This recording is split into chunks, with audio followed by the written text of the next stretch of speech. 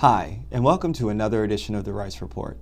I want to wish you a happy new year and many successes to all of you and your family. I hope that you had a happy holidays.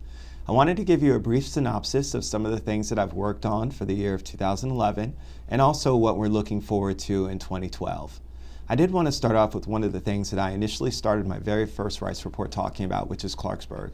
And we've come a long way from a master plan amendment that allows for a grocery store to a brand new owner of Clarksburg Town Center, Elm Street Development, that has promised some new and innovative things for the Clarksburg community.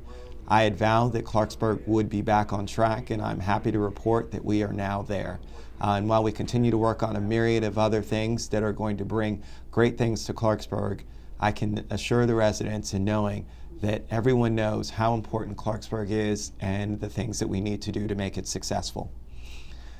Just recently, we celebrated the groundbreaking for Plumgar Recreation Center in Germantown.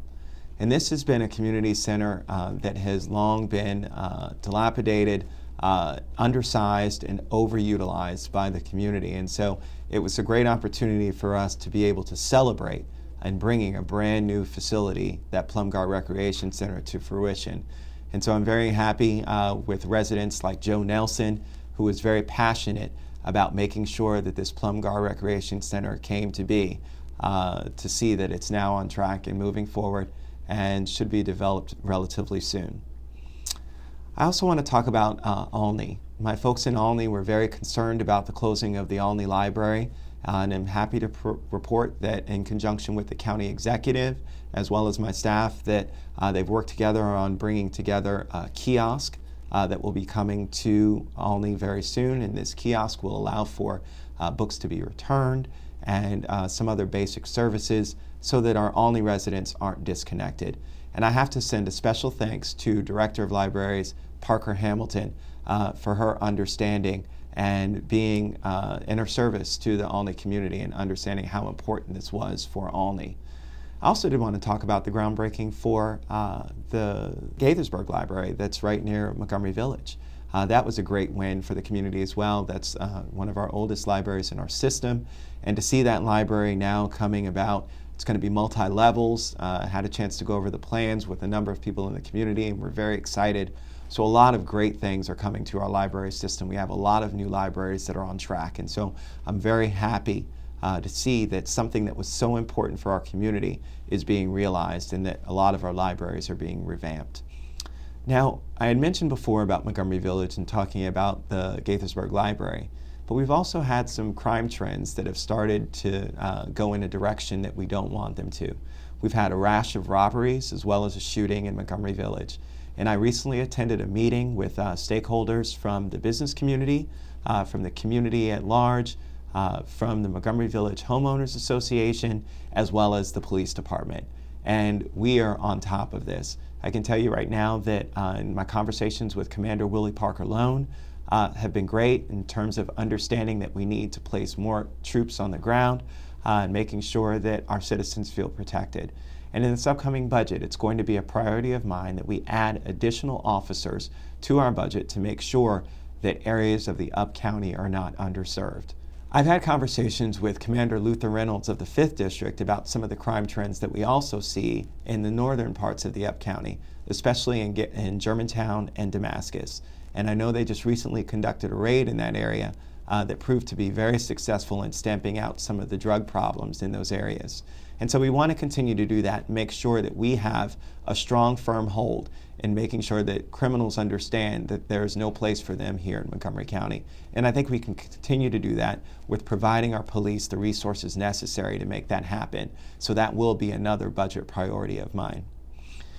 I did want to talk about, as we approach the middle of January, the upcoming legislative session in Annapolis.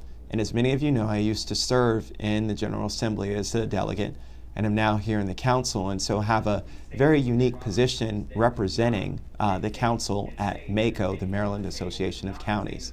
And I recently attended a conference there to where I had great conversations with Joe Bryce, the governor's chief legislative officer, and talked to him in great detail about what was important for Montgomery County and the priorities that were there. I was joined at this conference by Council President Roger Berliner, as well as Councilmember George Leventhal and Councilmember Nancy Florine.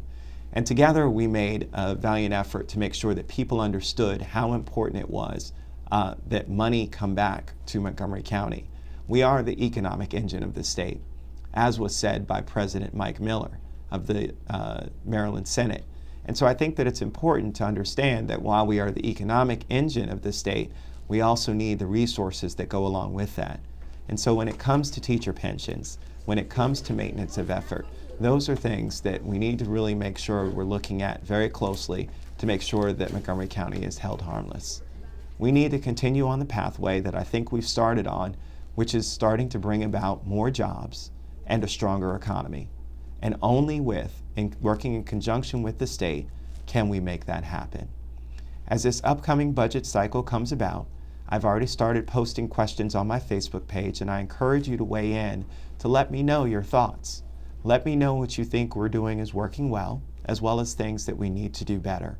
Because only together are we going to continue to pull ourselves out of this economic period in which we face many challenges. I look forward to working with you over this next year. I think that this represents a year where we will see a lot of different things happen here in Montgomery County. I think you'll see us doing business a little bit differently as well, which I think is always a positive. And I think that in collaboration with the other council members as well as with our other government stakeholders, both not only just at the state level, but also regionally, we can move ourselves forward.